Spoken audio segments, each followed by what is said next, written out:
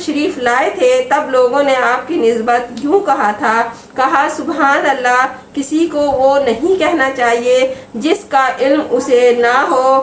ہاں البتہ اتنی بات ہے کہ میں نے حضور صلی اللہ علیہ وسلم کی موجودگی میں ایک خواب دیکھا تھا، گویا میں ایک لہلہاتے ہوئے سرسبز گلشن میں ہوں اور اس کے درمیان لوہے کا ایک ستون ہے جو زمین سے آسمان تک چلا گیا ہے۔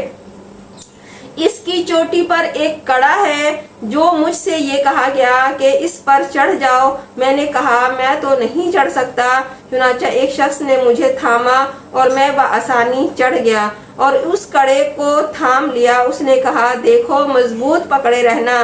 بس اسی حالت میں میری آنکھ کھل گئی کہ وہ کڑا میرے ہاتھ میں تھا۔ میں نے حضور اکرم صلی اللہ علیہ وآلہ وسلم سے یہ خواب بیان کیا تو آپ صلی اللہ علیہ وآلہ وسلم نے فرمایا کہ گلشن باغ اسلام ہے اور ستون جو ہے وہ ستون دین ہے اور کڑا عروہ وثقی ہے، یعنی مرتے دم تک تم اسلام پر قائم رہو گے۔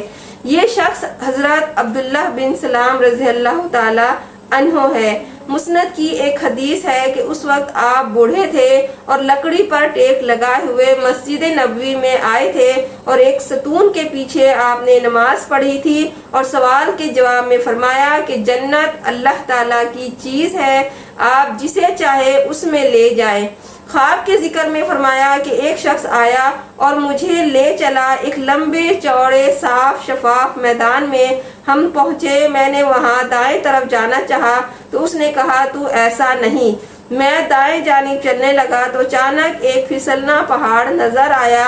اس نے میرا ہاتھ پکڑ کر اوپر چڑھا لیا اور میں اس کی چوٹی تک پہنچ گیا اور وہاں میں نے ایک اونچا ستون لوہے کا دیکھا جس پر ایک سرے پر ایک سونے کا کڑا تھا۔ مجھے اس ستون پر چڑھا دیا یہاں تک کہ میں نے اس کڑے کو تھام لیا۔ اس نے کہا مضبوط تھام لیا ہے؟ میں نے کہا ہاں۔ اس نے زور سے ستون پر اپنا پاؤں مارا، وہ نکل گیا اور کڑا میرے ہاتھ میں رہ گیا۔ جب یہ خواب میں نے حضور صلی اللہ علیہ وآلہ وسلم کو سنایا تو آپ صلی اللہ علیہ وسلم نے فرمایا بہت نیک خواب ہے۔ میدان محشر ہے، بائیں طرف کا راستہ جہنم کا راستہ جو تو ان لوگوں میں نہیں، اور دائیں جانب کا راستہ جنتیوں کا راستہ ہے، اور پھسلنا پہاڑ شودہ کی منزل ہے اور کڑا اسلام کا کڑا ہے۔ مرتے دم تک اسے مضبوط تھامے رکھو۔ اس کے بعد حضرت عبداللہ بن رضی اللہ تعالیٰ عنہ نے فرمایا کہ مجھے امید یہی ہے کہ اللہ تعالیٰ مجھے جنت میں لے جائے گا۔ سبحان اللہ۔ اللہ تعالیٰ ہمیں بھی دین ستون پر قائم رہنے اور اس پر عمل کرنے اور کڑے کو مضبوط تھامے رہنے کی توفیق عطا فرمائے اور اس پر عمل کرنے کی ہمیشگی عطا فرمائے۔